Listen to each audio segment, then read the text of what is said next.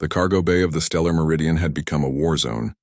Vorn, the massive Terror-Hound from Krath Prime, stood in the center of the reinforced containment area, his 6 obsidian eyes gleaming with predatory intelligence.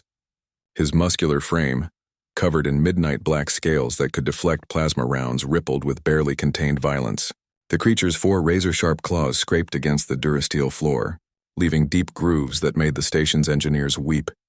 3 galactic security officers surrounded the beast, their stun rifles raised and trembling. Behind them, Captain Thelrax, a veteran Zithian commander with 30 years of service, barked orders through his translator device. Keep your distance. One wrong move and it'll tear through those barriers like tissue paper. Vorn's triple-hinged jaw opened, revealing rows of serrated teeth designed to crush starship hull plating. The sound that emerged was somewhere between a growl and a sonic weapon, a deep resonating snarl that made every being in the bay instinctively step backward.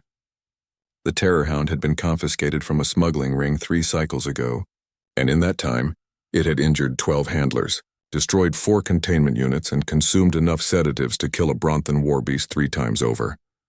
We should just jettison it into space, muttered Officer Krell, a mantis-like Skirin whose antennae twitched nervously. Nothing's worth this risk. The Galactic Council wants it studied, Captain Thelrax replied grimly. Terror-Hounds are Category 5 predators. If we can understand them, we might be able to... The captain's words died as Vorn lunged at the nearest barrier, his massive body slamming against the energy field with enough force to send feedback sparking through the generators. Alarms shrieked. The officer scattered. Get back! Everyone back! Amidst the chaos, the cargo bay doors hissed open. A human walked in. Jace Harlow stood just under 6 feet tall, wearing grease-stained coveralls and carrying a toolbox that had seen better decades. His dark hair was perpetually messy, and his face bore the casual stubble of someone who considered shaving a waste of valuable engineering time. He took one look at the panicking officers and the enraged Terror-Hound, then calmly set down his toolbox. Oh, there you are, buddy, Jace said, his voice cutting through the alarm klaxons like they didn't exist. Captain Thelrax whirled on him. Engineer Harlow, this is a restricted zone. That creature is... stressed, Jace interrupted, already walking toward the containment field. Yeah, I can see that. Poor thing's probably been locked up for weeks. You'd be cranky too, poor thing. Officer Krell's translator nearly short-circuited trying to convey his disbelief. That poor thing is the apex predator of a death world. It killed its own mother at birth.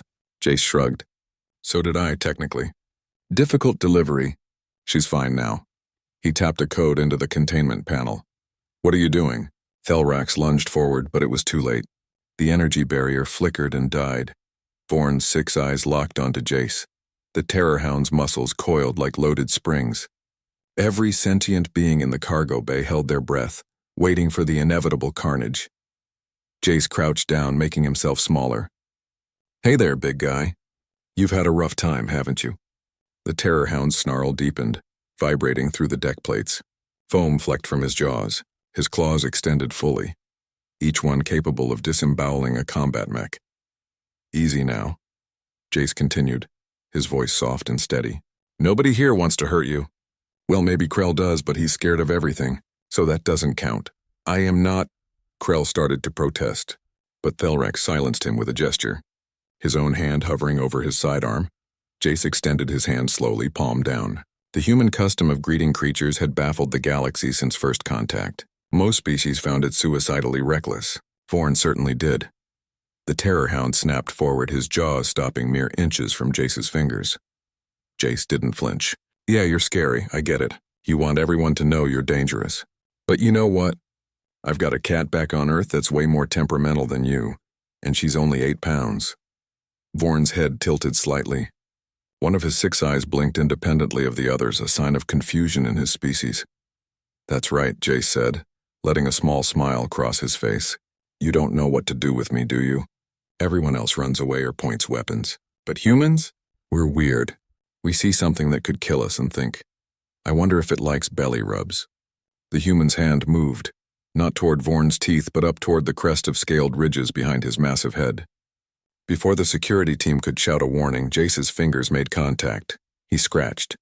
Vorn froze completely. His 6 eyes widened in what could only be described as shock. The cargo bay fell silent except for the gentle scritch of human fingernails against armored scales. "There we go," Jace murmured, finding a spot behind the Terror-Hound's left ear ridge. "Nobody ever scratches you there, do they?" Too scared to try. Something impossible happened. Vorn's rear leg, a limb that could kick through reinforced bulkheads, began to twitch. The apocalyptic snarl transformed into a sound the galaxy had never heard from a Terror-Hound. A low, rumbling purr. Captain Thelrax's jaw hung open. That's not possible." "Sure it is," Jace said, now using both hands to scratch different spots on Vorn's massive head. The Terror-Hound had lowered himself to the ground, his eyes half closing in contentment. Every creature with a nervous system has spots that feel good when stimulated. You just have to find them, and be brave enough to try. Officer Krell approached cautiously, his translator crackling. "But it's a killing machine. A monster." Jace looked up, his hands still working their magic on Vorn's scales. "No such thing as monsters. Just misunderstood animals. Back on Earth, we've got creatures that could tear you apart. Bears, tigers, crocodiles. But we study them, respect them. Some of us even live alongside them." He grinned. "We're the species that domesticated wolves into chihuahuas. You think one grumpy space dog is going to scare us?" Vorn's massive head pressed against Jace's chest, nearly knocking him over. The purring intensified. One enormous paw, which minutes ago had been poised to disembowel, now rested gently on the human's leg. "Unbelievable," Thelrax breathed. "In 30 years of service, I've never seen anything like this." "That's because you're not human," Jace replied simply, finding another good spot behind Vorn's jaw. "We've spent thousands of years turning dangerous things into friends. It's kind of our specialty." From that day forward, Vorn refused to let anyone but Jace near him.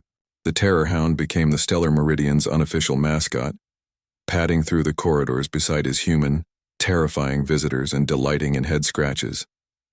When pirates attempted to board the ship 3 months later, they found themselves facing not just security forces, but an apex predator who'd learned that humans were worth protecting. After all, they gave the best scratches in the galaxy.